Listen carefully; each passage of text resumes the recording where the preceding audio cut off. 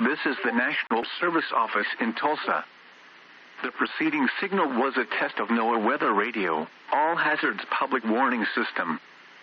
During potentially dangerous weather situations, specially built receivers can be automatically activated by the signal to warn of the impending hazard. The test of the signal and the receiver's performance are normally conducted by the National Weather Service each Wednesday between 10 a.m. and 12 p.m. local time. If there is a risk of severe weather, the test will be postponed until the next good weather day. Reception of the broadcast, and especially the warning alarm tone, will vary at any given location.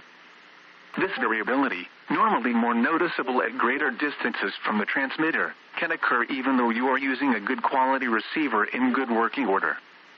Warning alarm tone will be activated for hazardous watches and warnings for the following counties: in Oklahoma, Adair, Atoka, Bryan, Craig, Cherokee, Choctaw, Creek, Cole, Delaware, Haskell, Hughes, Latimer, LaFleur, Okmulgee, Osage, Ottawa, Pawnee, Pittsburgh, Pushmataha, Rogers, Sequoia, Tulsa, Wagner, and Washington. In Arkansas, Benton, Carroll, Crawford, Franklin, Logan, Madison, Scott, Sebastian, and Washington. In Missouri, McDonald and Berry.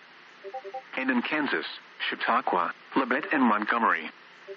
This concludes this week's test of the NOAA Weather Radio, All Hazards Public Warning System.